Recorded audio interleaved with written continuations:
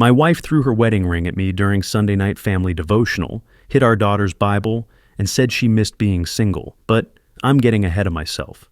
That morning, Sunday morning, everything was perfect, or at least I thought it was. The sanctuary at Riverside Community Church was full, 1,200 people in the pews, my worship team on stage beside me, 25 voices and instruments, all tuned, all ready. And there, in the front row, my wife Jennifer smiled up at me, women's ministry director, leader of 180 women, the picture of a faithful pastor's wife. Next to me on stage, my daughter Hannah held her guitar, 15 years old, Yamaha sunburst with worship stickers peeling at the edges. She strummed the opening chords to "The Lord is my shepherd," and I felt that old familiar peace. This was my calling. This was my family. This was everything I'd built over 16 years of ministry. I opened my burgundy leather worship journal, the one with the gold cross embossed on the cover. Inside, my handwriting from that morning's prayer, "Lord, thank you for this ministry, this family, this calling. Protect what matters most." The leather smelled like old church pews and worn hymnals. 16 years of prayers right there in my hands. Hannah sang the first line, her voice clear and young and so certain. "The Lord is my shepherd, I shall not want." The congregation joined in. Jennifer's voice rose above the others in the front row. She knew all the words. She always did. I should have seen it then. The way she glanced at the side door during the second verse. The way Associate Pastor Brandon Pierce slipped in late, taking his seat near the sound booth. The way her smile changed, just slightly, when she saw him. But I didn't see it. Because I was leading worship, because I trusted my wife, because I believed in the words we were singing. He makes me lie down in green pastures. He leads me beside still waters. He restores my soul. After the service, we did what we always did. Sunday lunch with my mother, Ruth, then home for a quiet afternoon. Hannah practiced guitar in her room. I could hear those same chords through the walls, over and over. Jennifer was on her laptop. Planning the fall revival, she said. October 15th through 17th. Big event, 2,000 people expected. That evening, we gathered for family devotional, our weekly tradition, just the three of us around the dining room table. Hannah had her Bible open, the one with tabs and highlights and her careful notes in the margins. I opened my worship journal again, started reading a prayer about faithfulness. That's when Jennifer stood up, just stood, in the middle of my prayer. Her chair scraped against the hardwood floor. "I can't do this anymore," she said. I looked up. Hannah looked up. The journal was open in my hands, the words on the page, "Thank you for this woman who leads others to you." "Jen, what? I miss being single." She wasn't whispering, she was shouting. Her face was red. "Before you, before this ministry, before being the worship pastor's wife." Hannah's Bible hit the floor, just dropped from her hands. Jennifer reached for her left hand, twisted both rings off. The white gold bands I'd saved for 3 months to buy. The ones with the cross engraved inside mine. The inscription, MJT to JLT, faithful. She threw them, both of them, hard.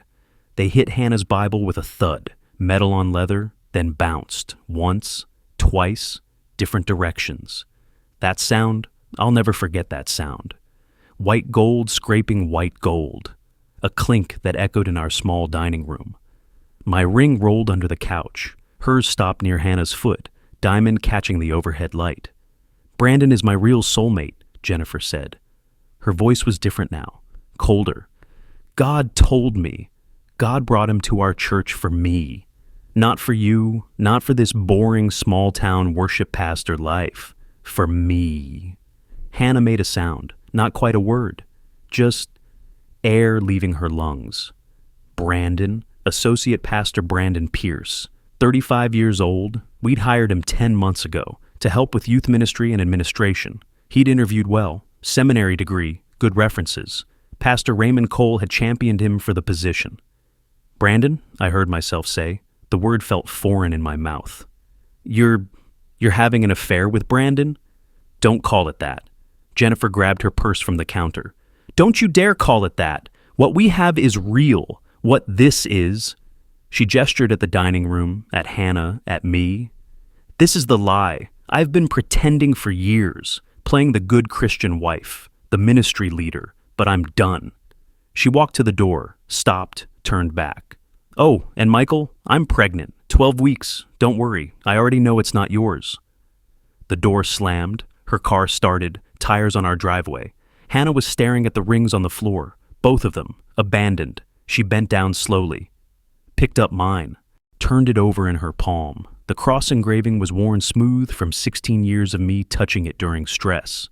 She read the inscription with her fingertip. "Daddy," she whispered, "why does it say, faithful if—" She couldn't finish, neither could I. Monday morning came too fast. I hadn't slept. Maybe 2 hours, lying awake in bed, Jennifer's side, empty. Hannah hadn't come out of her room. I'd heard her crying through the wall around midnight, then silence. I had to go to the church office, had to function, had to figure out what to do. The office building attached to the sanctuary was quiet at 7 a.m. Just Diane Morris, our head secretary, unlocking the front door when I arrived. 48 years old, been at Riverside for 20 years. She'd watched Hannah grow up. She'd watched Jennifer rise through the ministry ranks. "Morning, Michael," she said. Then she saw my face. Oh no. What happened? Can we talk? Privately? Her office was small, cluttered with filing cabinets and bulletin boards and decades of church memories. She closed the door. I sat down in the worn chair across from her desk. And I told her, not everything, but enough. Jennifer, Brandon, the pregnancy. Diane's face went through a series of changes. Shock, anger, then something else. Something that looked almost like confirmation. "I knew something was wrong," she said quietly. She opened her desk drawer, pulled out a manila folder. "Michael, I need to show you something. I've been keeping records because I thought maybe I was imagining things, but I wasn't." She opened the folder. Inside were printouts, security logs, time-stamped entries, access records from the church office door system. "We use key cards to track entry," Diane explained, "for security, insurance purposes. I run the logs every week as part of my duties." She spread the printouts on her desk, highlighted sections in yellow. "Jennifer's key card," she said, pointing. 23 entries, all between 10 p.m. and 1 a.m., all in the last 8 months. Her finger moved to another column. Brandon's key card, 23 entries, same times, same dates. They were swiping in together, Michael, and swiping out together, hours later. I stared at the numbers, the dates.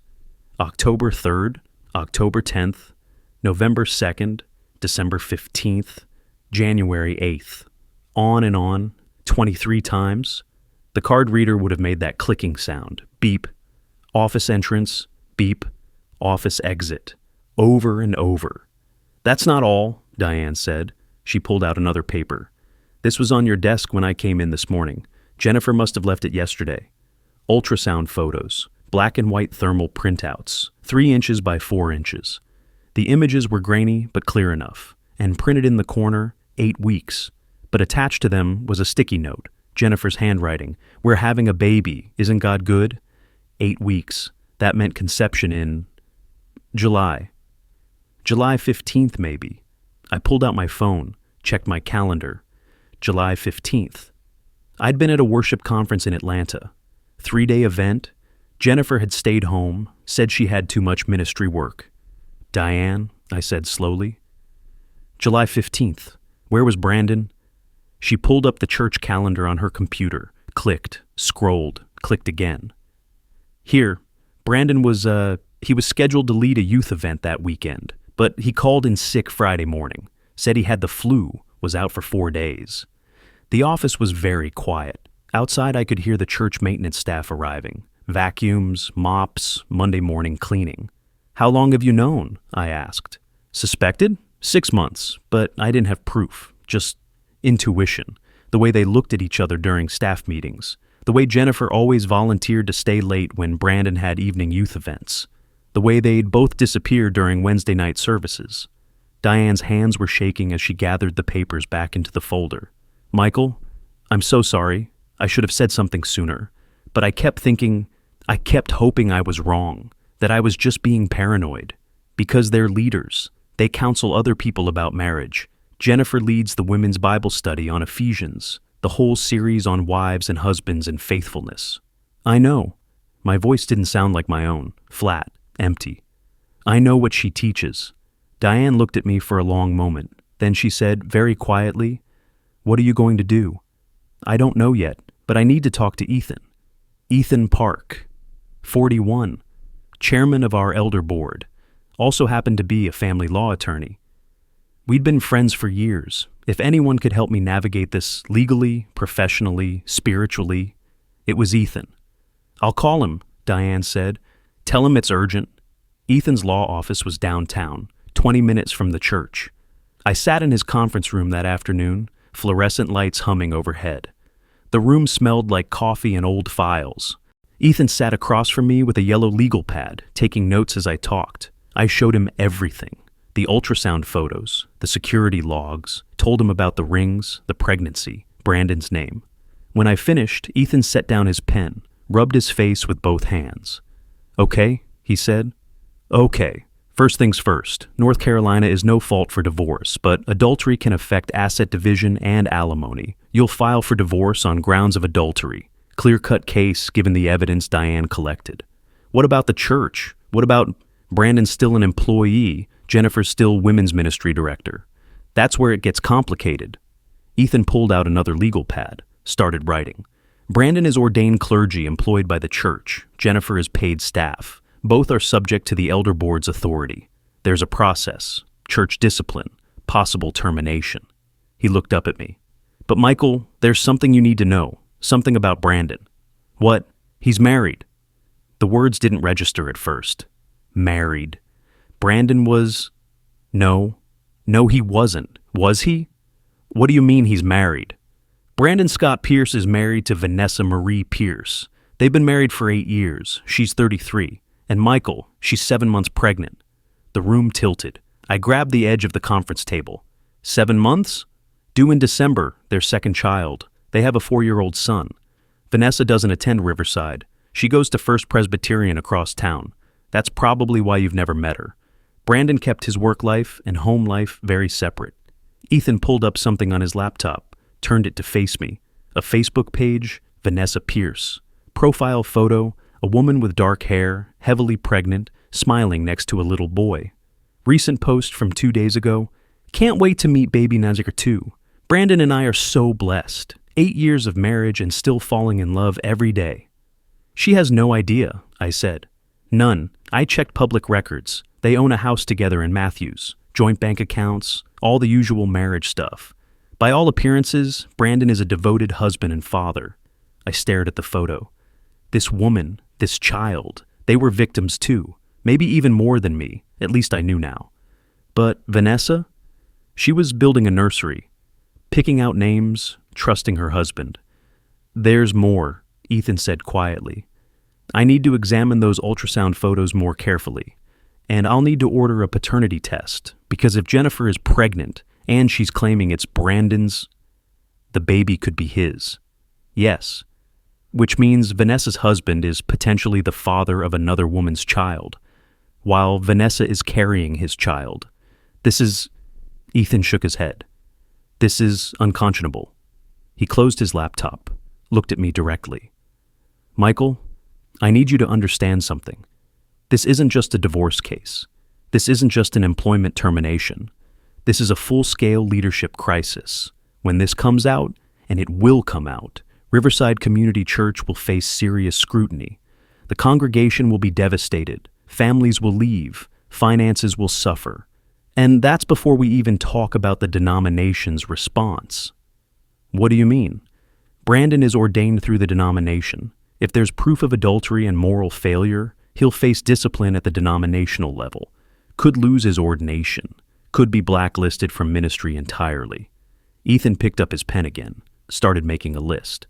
"Here's what needs to happen. 1, you file for divorce immediately. I'll handle that this week. 2, I call an emergency elder board meeting. We'll need to confront both Jennifer and Brandon officially. 3, we need to be prepared for public fallout. The congregation will talk. The community will talk. You need a plan for how to address this transparently without turning it into gossip fodder. And Hannah?" My voice cracked on her name. What about my daughter? Ethan's expression softened. Hannah is 15. In North Carolina, the court will consider her preference heavily in custody arrangements. Given the circumstances, adultery, pregnancy outside the marriage, abandonment of the home, you'll almost certainly get primary custody. Jennifer will have visitation rights unless she contests. She won't contest. She doesn't want this life anymore. She said so. Then document everything, every conversation, every text, every interaction. Because even though she says that now, things could change when reality sets in. Ethan closed the file, looked me in the eye. Michael, there's something else you need to know, something I discovered this morning. The way he said it made my stomach drop. What? The Fall Revival, October 15th through 17th. You're aware Jennifer submitted a testimony for the program? A testimony for revival? Yes, Pastor Raymond showed me. She submitted it 3 weeks ago, before any of this came to light. He pulled a paper from his briefcase, handed it to me.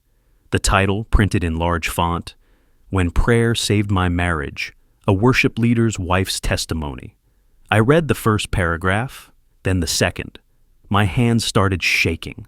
It was beautifully written, articulate, full of scripture references and tearful gratitude.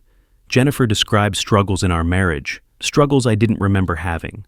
She described temptation and spiritual warfare. She described late-night prayers and God's miraculous intervention. She described a marriage restored by divine grace. The whole thing was a script, a performance, written 3 weeks ago, while she was sleeping with Brandon, while she was carrying his child. She was going to stand on stage, I said slowly, in front of 2,000 people, at a revival about restored hearts, and lie.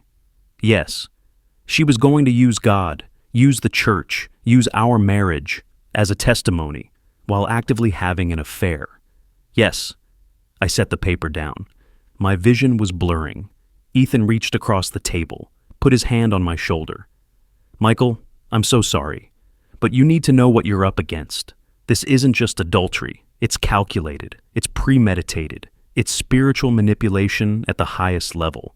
And if you're going to fight this, if you're going to protect Hannah and protect the congregation, you need to be prepared for how deep this goes. He closed the file, handed me a card with his direct cell number. Go home, be with Hannah. I'll start the paperwork tonight, and I'll call Pastor Raymond. We need that elder board meeting scheduled immediately. I drove home in silence, past the church, past the park where we'd had Hannah's baptism picnic, past the coffee shop where Jennifer and I used to have date mornings. When I walked in, Hannah was sitting on the couch. She'd been crying. Her eyes were red, and in her hand, the wedding rings, both of them. She'd found them. She looked up at me, held them out. Daddy, why did Mom throw these away? They say faithful. They say forever. Why did she throw them away if... And I didn't have an answer. Because I was asking the same question. Sunday morning came again, 1 week after the ring throw. 1 week after my world cracked open. I had to lead worship, had to stand on that stage, had to sing about God's faithfulness while my wife was somewhere else, with someone else, carrying someone else's child. I arrived at the church early, 6 a.m. The building was empty, just me and the silence. I walked through the sanctuary, 1,200 empty seats. Up on stage, the instruments were ready. Hannah's guitar leaning against her stool, my microphone stand, the piano where I'd written 100 worship songs. I walked to the foyer, to the wooden prayer request box that sat on a table by the entrance. Someone had carved words into the lid, "Cast your cares upon him." The box was full of index cards, white cards with prayers written in a dozen different hands. I emptied it every Sunday morning before service, read through them, prayed over them. I lifted the lid. The cedar smell hit me immediately. Reached inside. The first few cards were typical. Pray for my mother's surgery. Pray for my job interview. Pray for our finances. Then I pulled out a card that made me stop breathing. The handwriting was unfamiliar. Block letters, anonymous. Please pray for pastor's wife having affair with associate pastor Brandon. I've seen them. Pray for their spouses and children. Pray for our church. I stood there, card in my hand, the sanctuary silent behind me. Someone knew, someone had seen them, Jennifer and Brandon, together, somewhere, somehow, and they'd written it down. put it in the prayer box, made it public.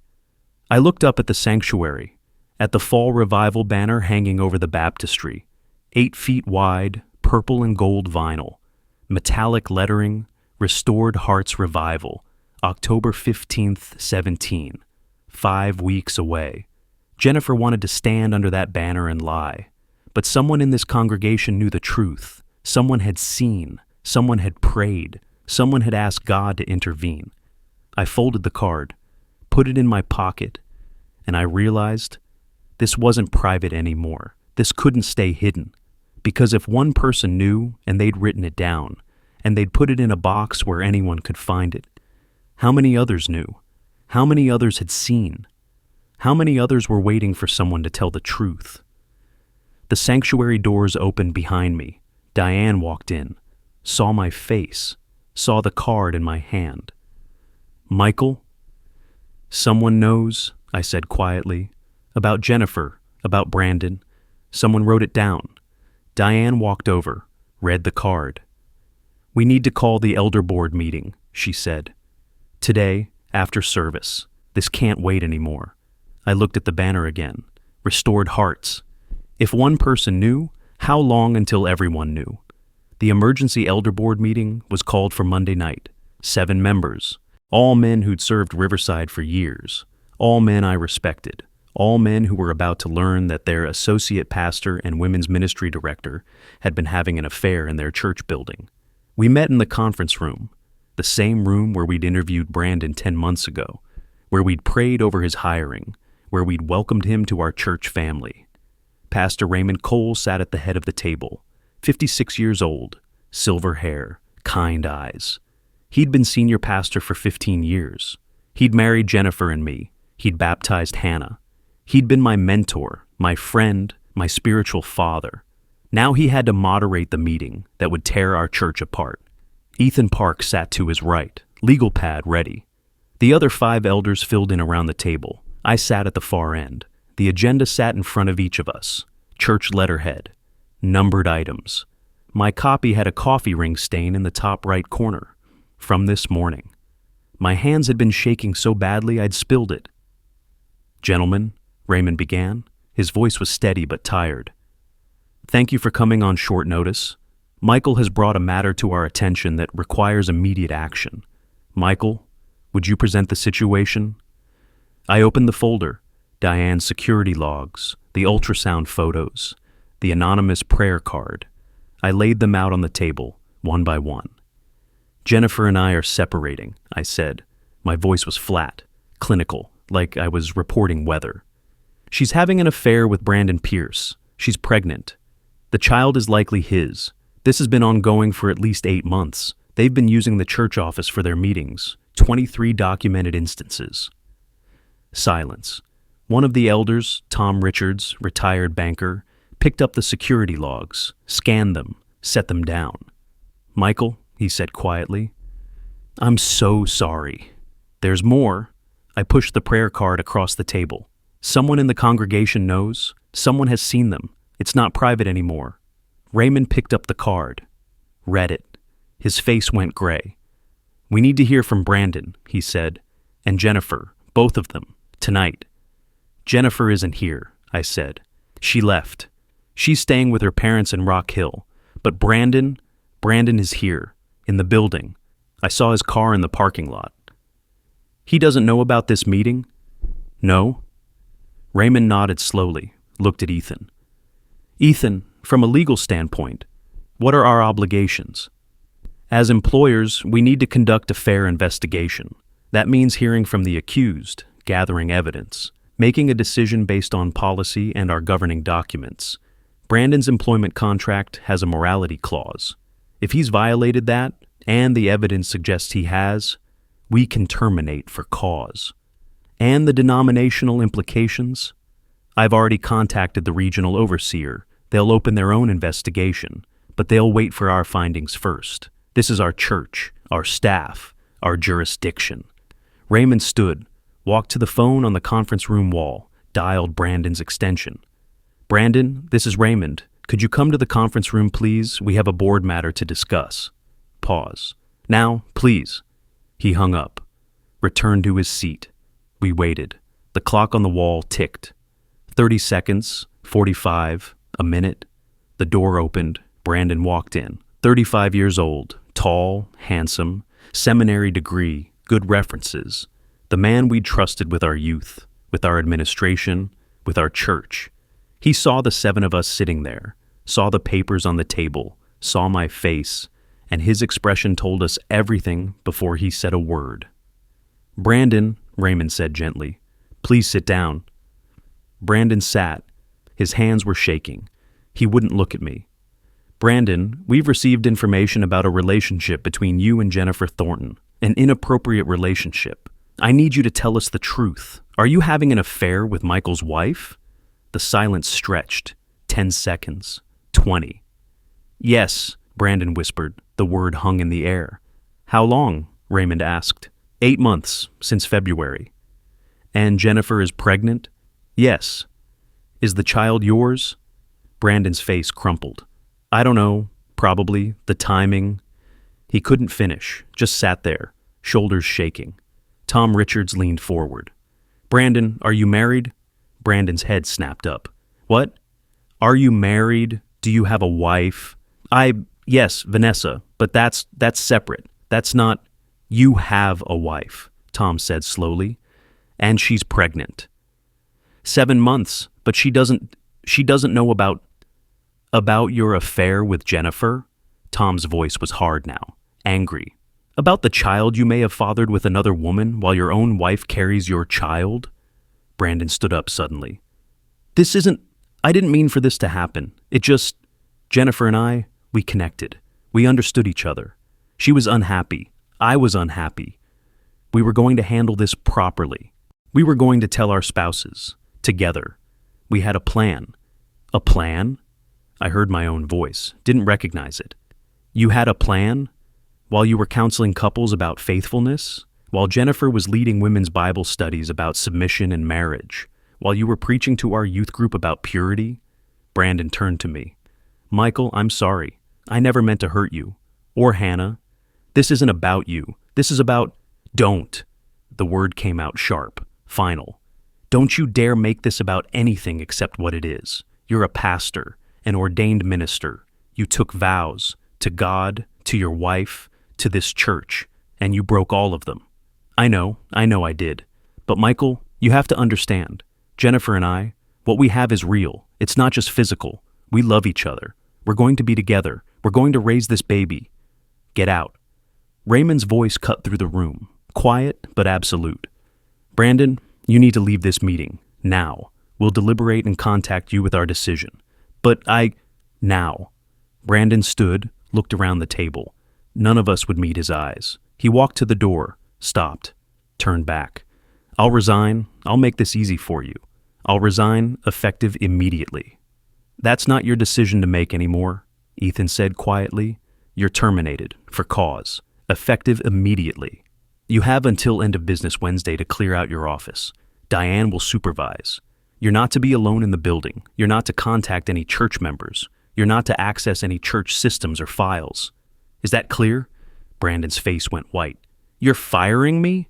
"For gross misconduct and violation of your employment contract's morality clause. Yes.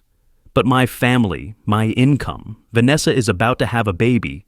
You should have thought about that," Tom said, "before you had an affair with a parishioner in our church building." Brandon left.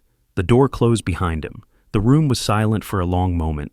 Then Raymond put his head in his hands and wept. After the meeting, I stayed behind. The other elders left, just Raymond, Ethan, and me in the conference room. "There's something else," I said. "Something you need to see." I pulled out my phone, opened the photos Diane had sent me that afternoon, the ones she'd found when cleaning Brandon's office, Jennifer's women's ministry Bible, the one with the floral cover, the one she used every Wednesday night when she taught women about biblical marriage. I handed the phone to Raymond. The photos showed pages, highlighted verses, yellow marker, aggressive streaks. Ephesians 5:22. Wives, submit to your husbands. 1 Peter 3:1. Wives, be subject to your husbands. Colossians 3:18. Wives, submit to your husbands, as is fitting in the Lord. And in the margins, in handwriting that wasn't Jennifer's, Brandon's handwriting, notes. Use this one on religious guys.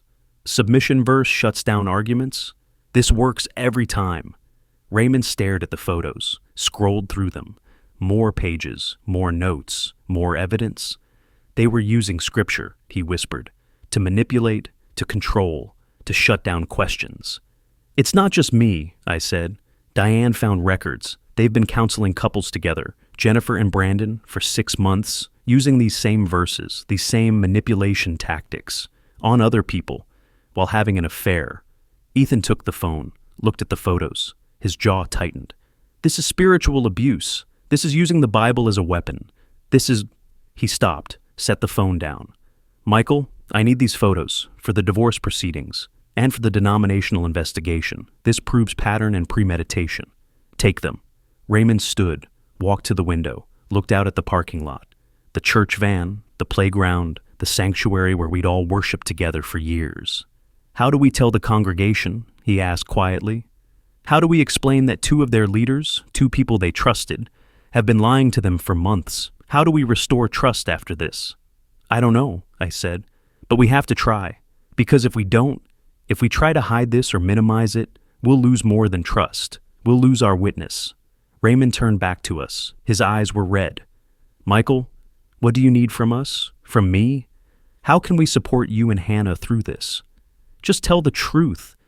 When the time comes, don't sugarcoat it. Don't spin it. Don't make excuses. Tell the congregation exactly what happened. Let them be angry. Let them grieve. But don't lie to protect the institution. The fall revival. Cancel Jennifer's testimony, obviously. But don't cancel the revival. Use it. Let me speak. Let me tell my story. The real one. About what happens when leaders fail. About what real restoration looks like.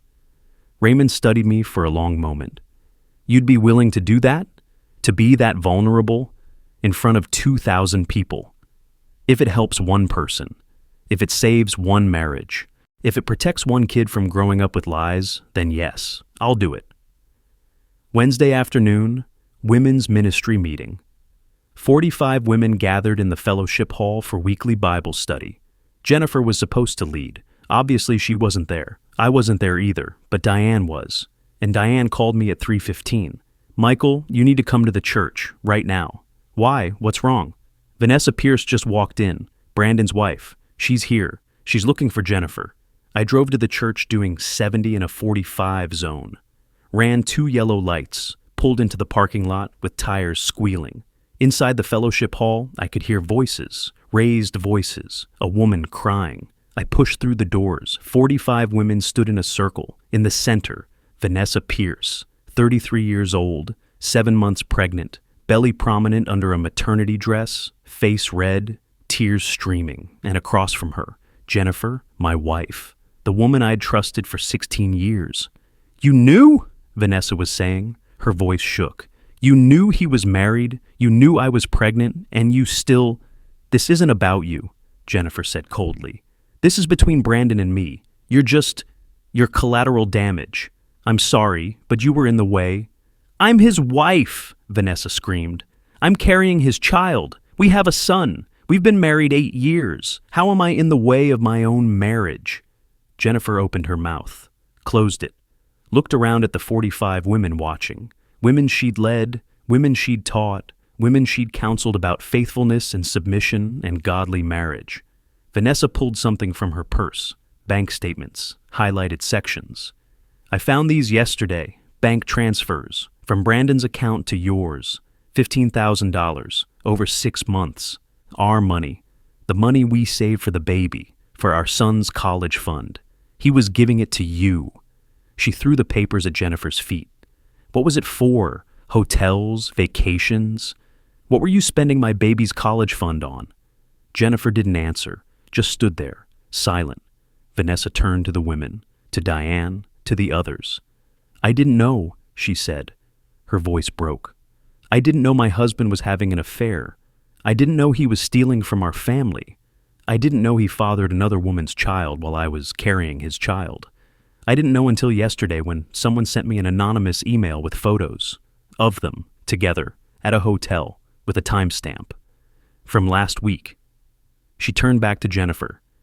Do you know what it's like to see that while you're 7 months pregnant, while your 4-year-old son asks where daddy is because he hasn't been home in 3 days? Do you know what that feels like?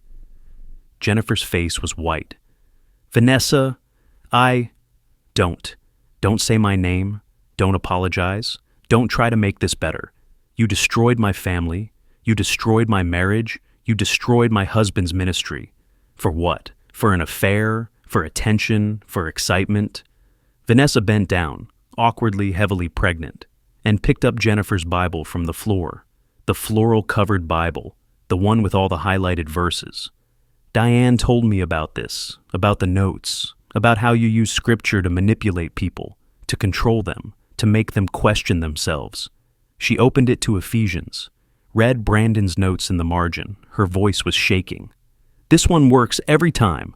That's what he wrote, in your Bible, about God's word, like it was a tool, like it was a weapon. She threw the Bible at Jennifer's feet. You can keep it. I don't want anything you've touched.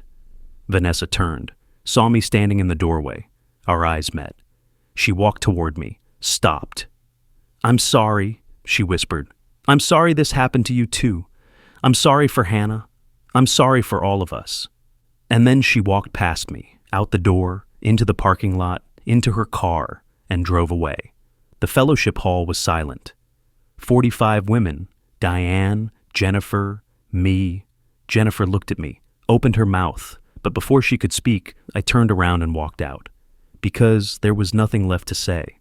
That night, I got home around 7. Hannah's bedroom door was closed. I could hear music playing softly. Not worship music, just sad music. The kind 15-year-olds play when their world falls apart. I knocked. Hannah, can I come in? Silence. Then, yeah. She was sitting on her bed, laptop open, but she wasn't looking at it. She was holding something in her hands, the wedding rings, both of them. She'd found them, under the couch, behind the bookshelf, wherever they had rolled after Jennifer threw them. I was looking for my phone charger, she said quietly. Behind the couch, and I found these. She turned my ring over in her palm. The cross engraving caught the lamplight. She traced it with her thumb. Dad, this says faithful. Your ring, it says faithful. Her voice cracked. If Mom threw away something that says faithful, does that mean nothing is real? I sat down beside her on the bed, took the rings from her hand, looked at them. 16 years, 2 bands of white gold. Promises made, promises broken. Hannah, everyone at school knows. Her voice was small, broken. Someone's mom saw Vanessa at the church. She told everyone. Now everyone knows Mom had an affair with a pastor who's married and pregnant and... She couldn't finish, just collapsed against my shoulder, crying, shaking. I held her. This girl who used to fit in my arms when she was born, who'd grown into this beautiful, faithful, worship-leading teenager, who'd believed in God and church and family and everything good, and I'd failed to protect her from this. Sometimes people break promises, sweetheart, I said. My voice was rough. But I never will, you hear me? I will never break my promise to you. I will never lie to you. I will never leave you. Some things are real, and one of them is that I'm your father, and that doesn't change. She pulled back, looked at me with red eyes.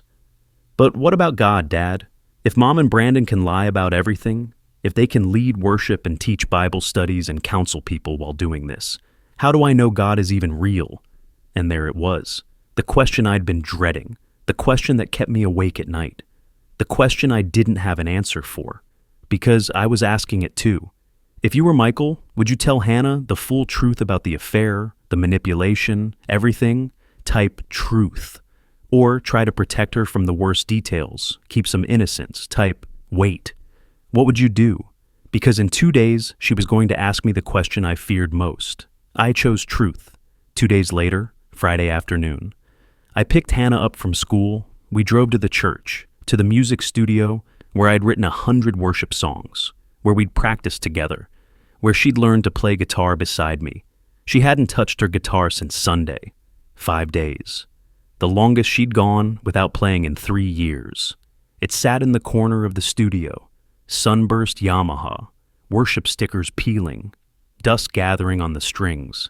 We sat on the floor, backs against the wall, and I told her everything, not to hurt her, not to poison her against her mother, but because she deserved the truth, because lies had destroyed enough already, because if I started protecting her from reality now, I'd be no better than Jennifer.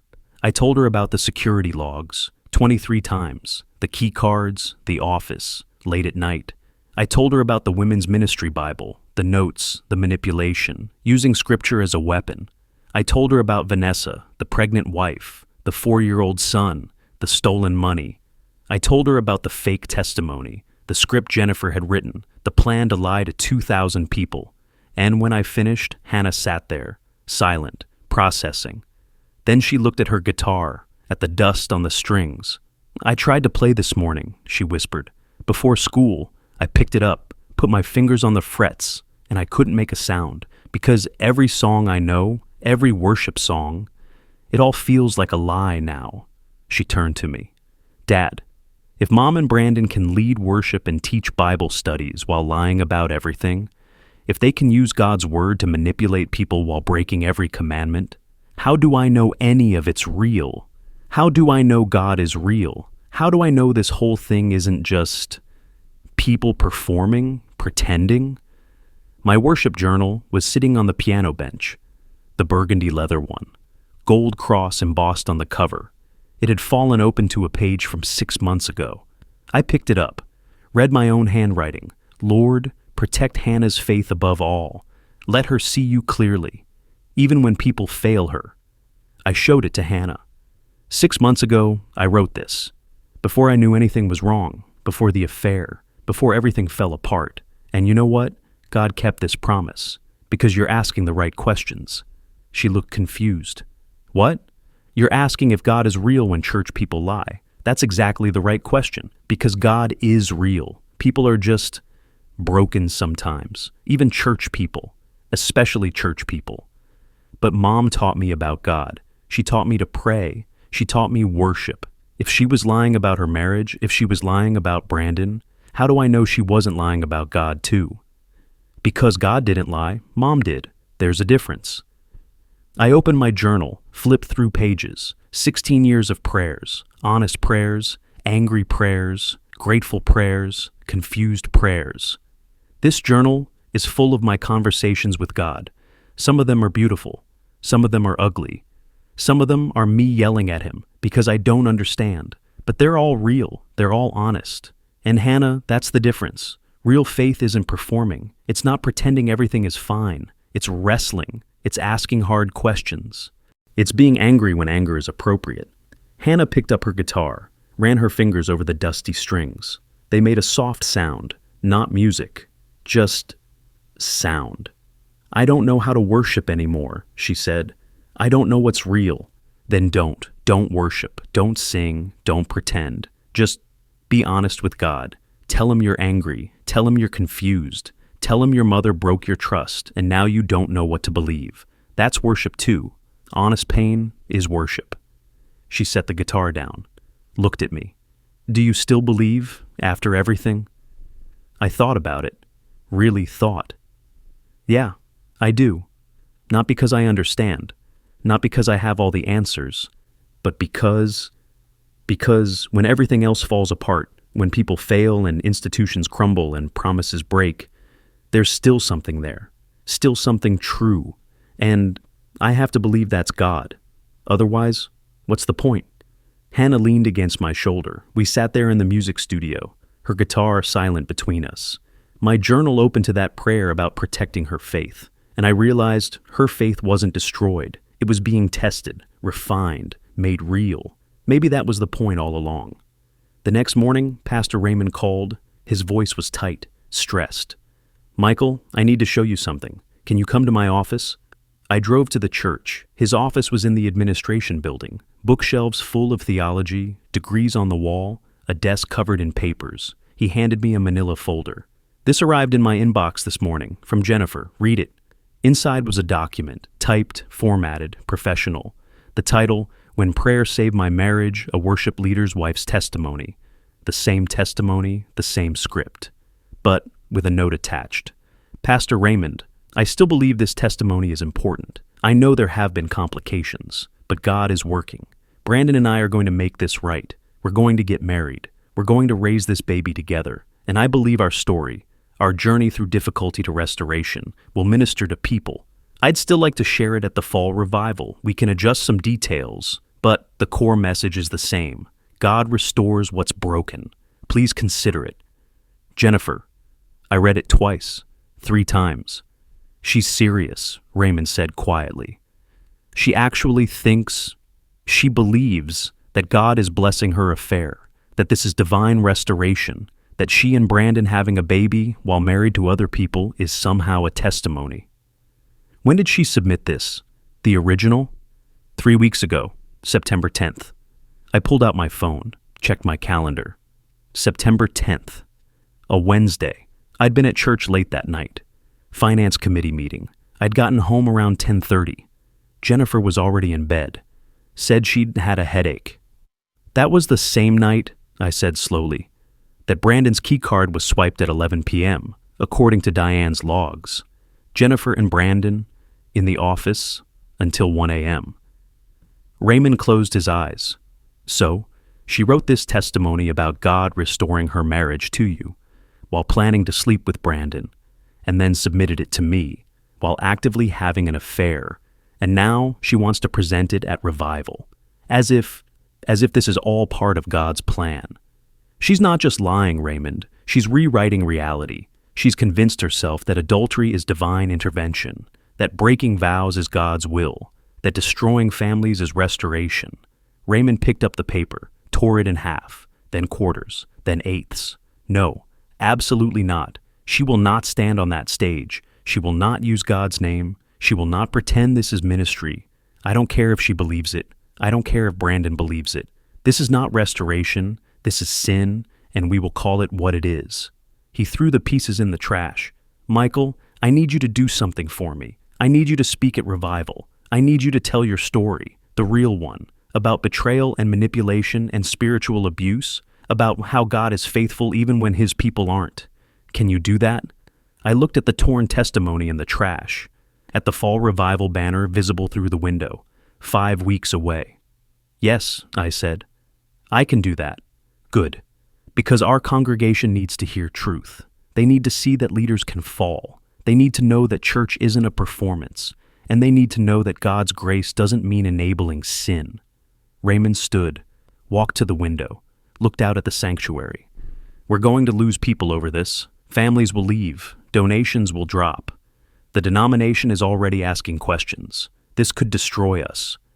Or it could refine us. He turned, looked at me. What do you mean? Maybe this is exposing what needed to be exposed. Maybe we've been more focused on appearance than authenticity. Maybe God is using this to show us what real ministry looks like. Not perfect people performing, but broken people being honest. Raymond smiled, sad but real. When did you get so wise? About 5 days ago, when my world fell apart and I had to choose what to believe. He walked me to the door, put his hand on my shoulder. Hannah's going to be okay, you know. She's asking hard questions. That means she's thinking. That means her faith is real, even if it's bruised. I hope you're right. I am, because she has you. And you're not lying to her. You're not performing for her. You're showing her what real faith looks like, even when it hurts. 2 weeks later, October 1st. Ethan filed the divorce papers. I sat in his conference room while he walked me through the documents, page after page, legal language, cold, clinical. The end of 16 years reduced to numbered paragraphs and whereas clauses. Grounds adultery, Ethan said, pointing to Section 3.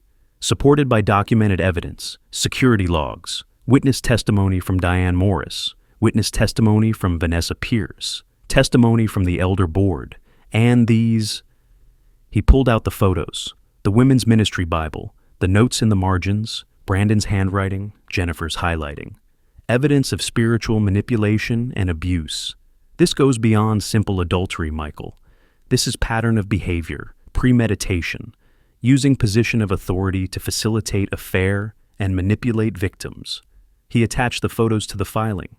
I'm also requesting a restraining order, temporary, preventing Jennifer from accessing church property or contacting church members outside immediate family.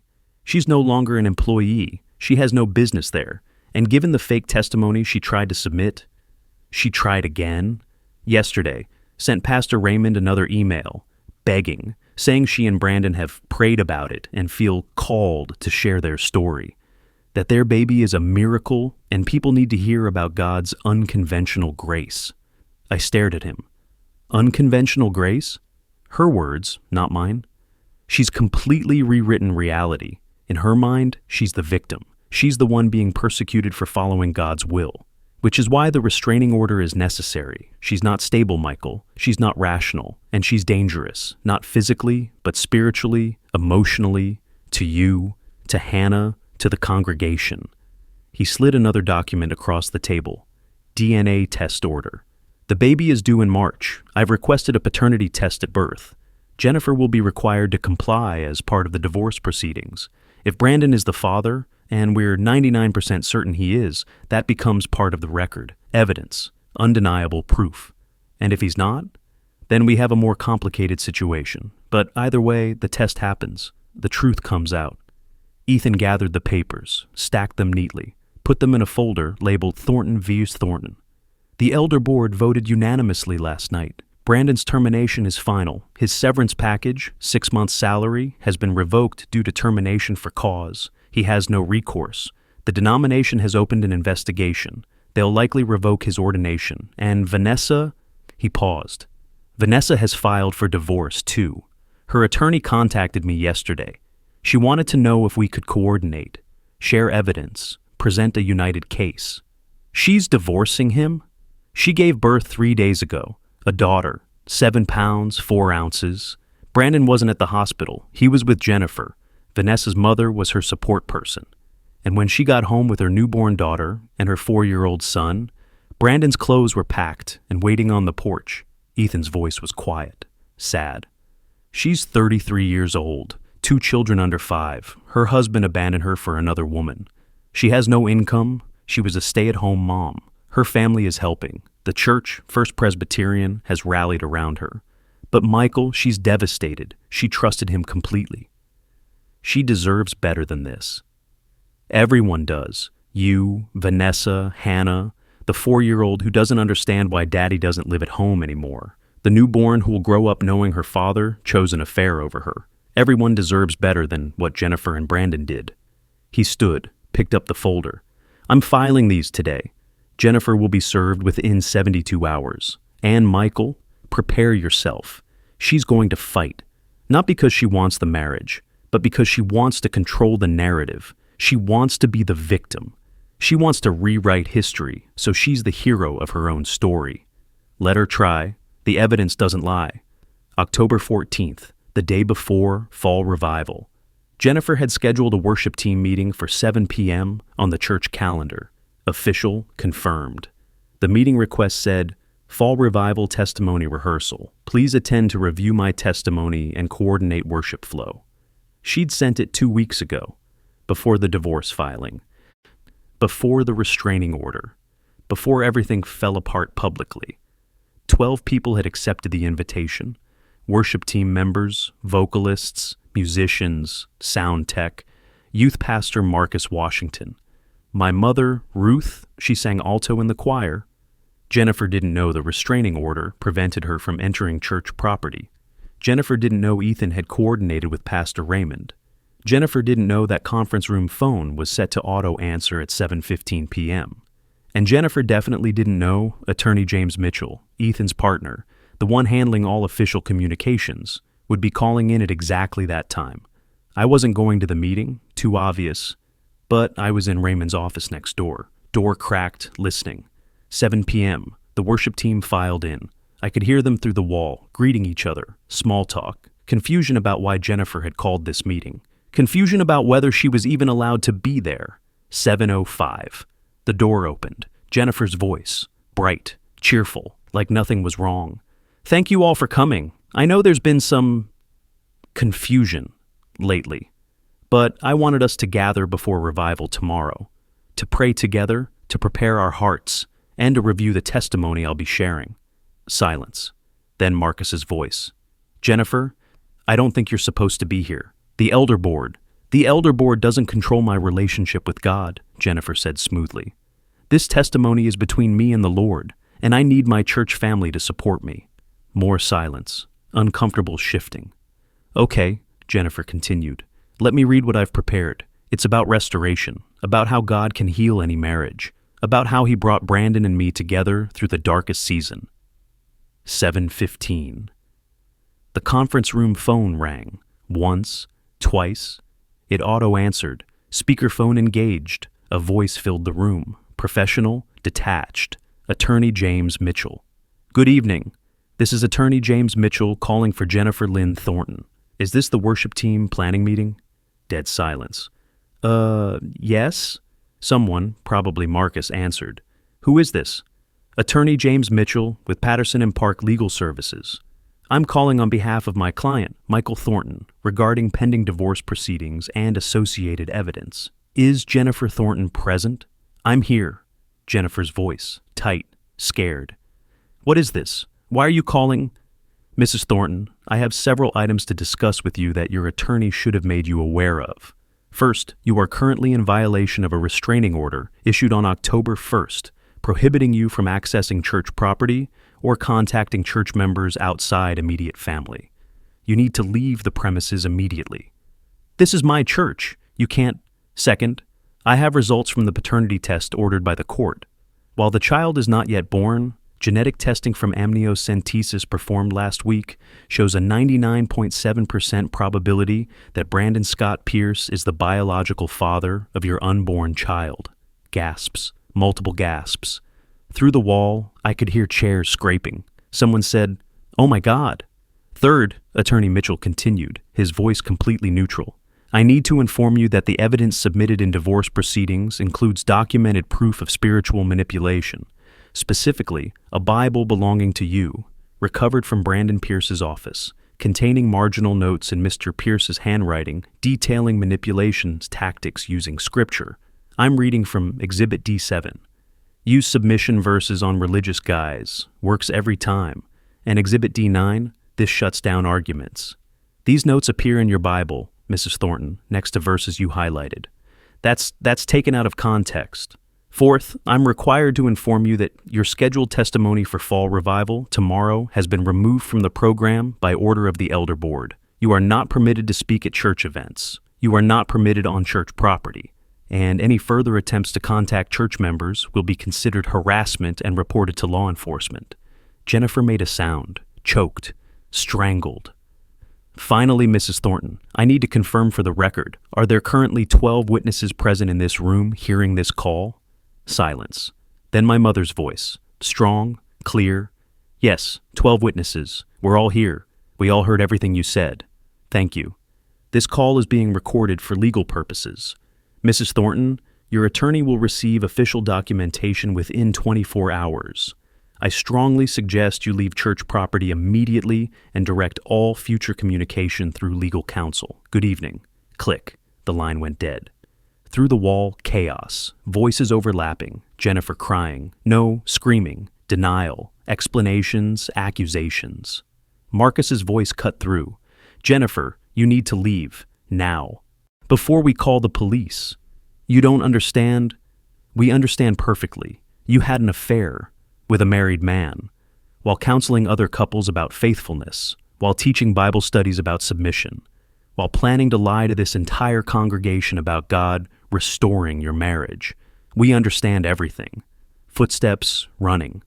The conference room door slamming open. Jennifer's heels clicking down the hallway. Fast, desperate. The main door crashed open. Her car started in the parking lot. Tires squealing, silence. Then, through the wall, my mother's voice. Well, I think we need to cancel tomorrow's testimony slot and spend some time in prayer, because that woman needs Jesus, and I'm not sure she's ever actually met him. October 15th, opening night of Fall Revival. The sanctuary was packed, 2,000 people, maybe more. Folding chairs in the aisles, people standing in the back. The Fall Revival banner hung over the baptistry. purple and gold. Restored Hearts Revival. I stood backstage with Raymond. He was reviewing his notes. I was trying to breathe. "You don't have to do this," he said quietly. "We can have someone else speak. I can speak." "No, it has to be me. They need to hear it from me." "What are you going to say?" "The truth." Raymond smiled, sad but proud. "The Lord is your shepherd, Michael. He'll give you the words." The worship team took the stage. Hannah wasn't with them. She'd told me that morning she couldn't sing yet, couldn't lead worship, couldn't pretend to feel something she didn't feel. I'd told her that was okay, that honesty was its own worship. But when I looked at the front row, there she was, sitting next to Ruth, not on stage, not performing, just there, supporting me. The worship set ended. Raymond stepped to the microphone. "Tonight," he said, "we're going to do something different, something hard, something necessary. We're going to talk about what happens when leaders fail, when people we trust break that trust, when the church, the institution we love, reveals its cracks." He paused. "Let the words settle.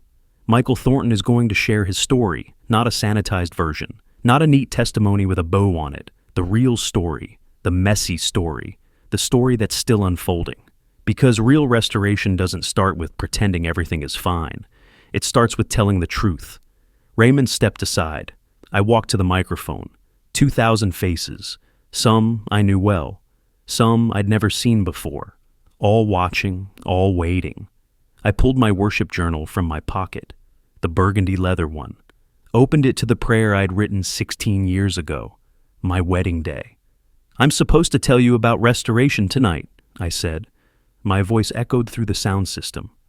"But I can't do that, because I'm not restored yet. I'm still broken, still healing, still figuring out what faith looks like when your world falls apart." I held up the journal.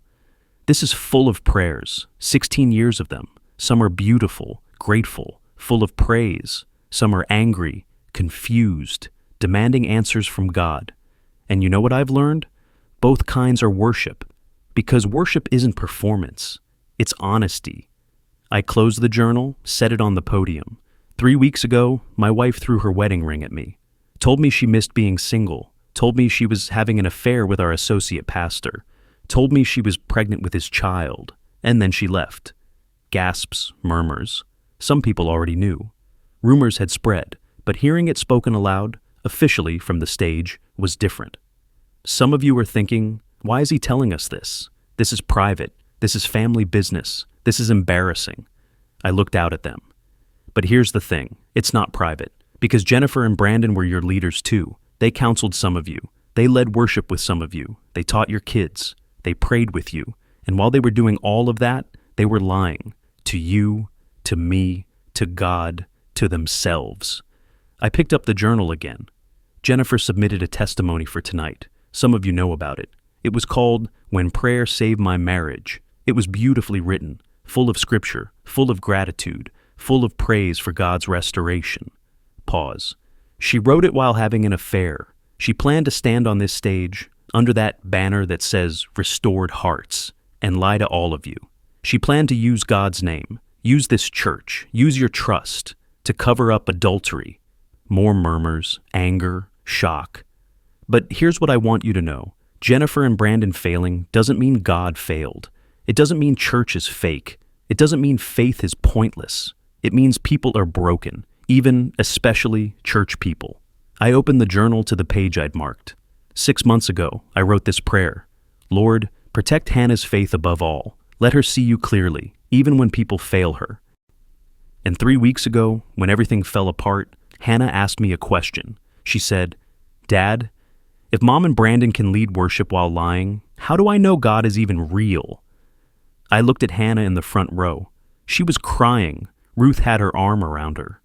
And you know what I told her? I said, God is real. People are just broken sometimes. And Hannah, that's the message tonight. Not that everything is fine. Not that we've figured it out. Not that restoration is easy or quick or neat. I closed the journal. The message is, truth matters. Honesty matters.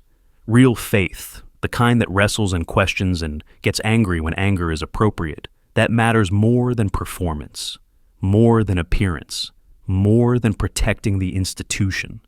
I stepped away from the podium, looked up at the banner. Restored hearts. That's what this revival is about. But restoration doesn't mean going back to how things were. Because how things were included lies, included manipulation, included abuse hidden behind Bible verses and worship songs. I turned back to the crowd.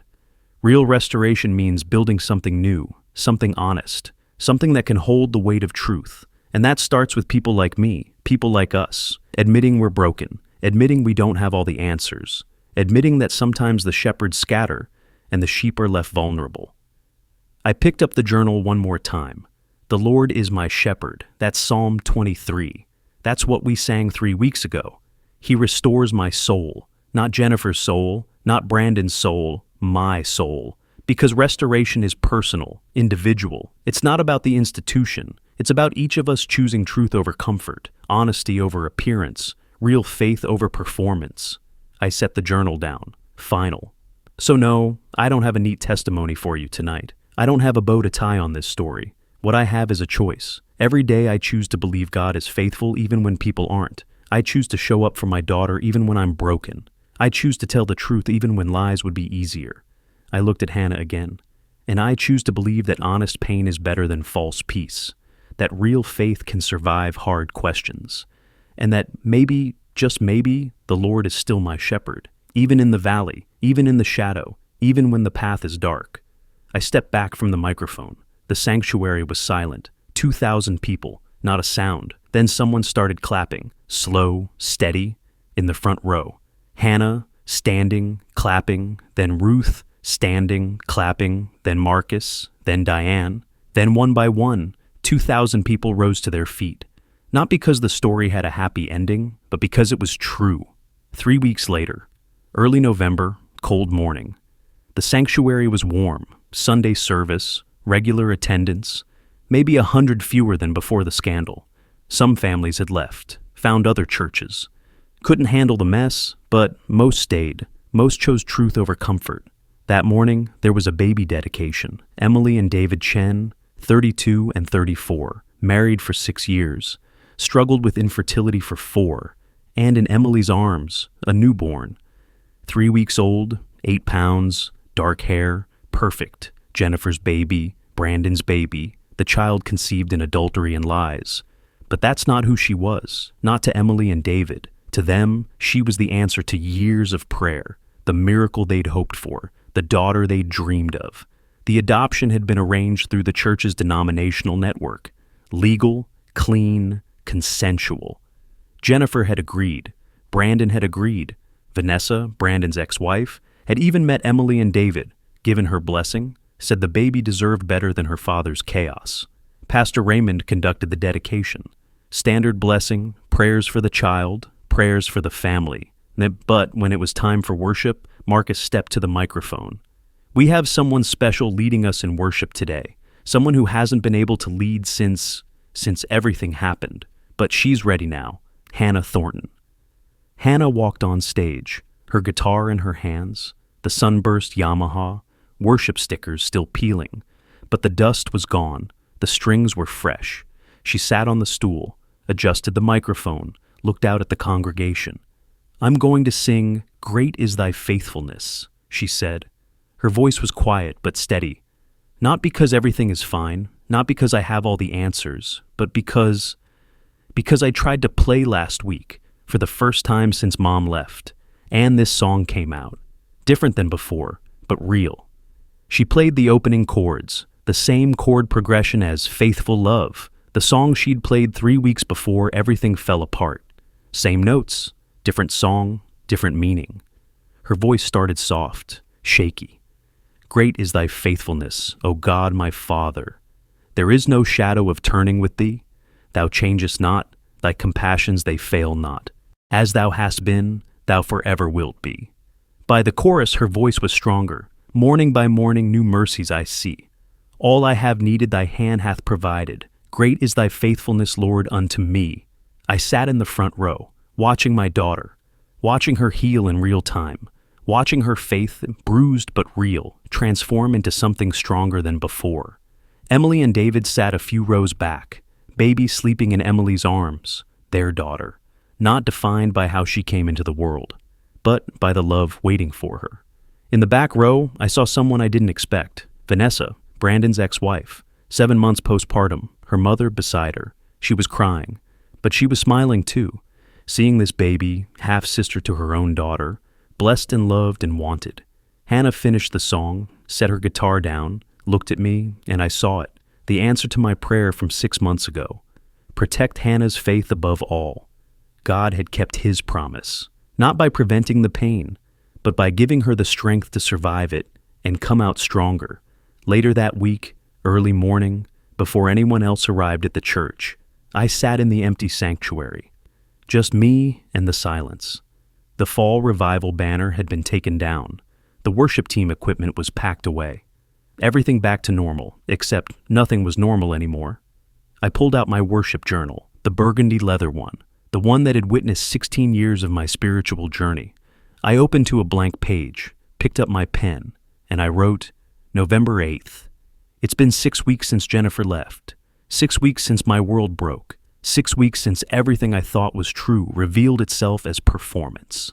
Hannah played worship again yesterday, for the first time since the ring throw. She played Great is Thy Faithfulness. Same chords as before, different song, different meaning. Watching her play, watching her voice crack but keep going, watching her choose honesty over performance, I realized something. The Lord is my shepherd, not Jennifer's, not Brandon's, not the institution's, mine. He restores my soul, not by erasing the past, not by making everything okay, but by giving me strength for the next step, and the next, and the next. Jennifer and Brandon rewrote reality to make themselves the heroes. They used God's name to justify their choices. They twisted Scripture to manipulate and control, but the truth doesn't need manipulation. It doesn't need performance. It just needs to be told. And Hannah is learning that, at 15. She's learning that real faith asks hard questions, that honest pain is better than false peace, that God is big enough to handle her anger. I'm learning it too. The Lord is my shepherd. He restores my soul, not because I'm perfect, not because I performed correctly, but because He is faithful, even when I'm not, even when my wife wasn't, even when my church was broken. Morning by morning, new mercies. That's all I need. That's all any of us need.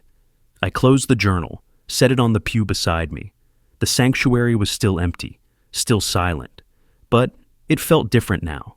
Not like a performance space, like a place where real people brought real pain and found real grace. I stood, picked up the journal, started to leave. Then I heard footsteps, turned. Hannah, her guitar case in her hand. Hey, Dad, I thought you might be here. Early practice? Something like that. She set her guitar case down, sat in the pew. Can I ask you something? Always. Do you think you'll ever forgive Mom? I sat down beside her, thought about it, really thought. I don't know yet. Forgiveness doesn't mean reconciliation. It doesn't mean pretending it didn't happen. It doesn't mean letting her back into my life or yours without boundaries. Then what does it mean? It means choosing not to let her choices define me, choosing to heal instead of staying bitter, choosing to build something new instead of trying to fix what she broke. Hannah nodded slowly, opened her guitar case, pulled out the Yamaha, ran her fingers over the strings. I tried to play that first song again, the one from before, Faithful Love, and I couldn't, because the words felt like lies. But then I remembered, same chords, different song. Great is Thy Faithfulness, and it worked. She started playing, soft, gentle, the same progression, the same notes, but transformed. Maybe that's what healing is, she said.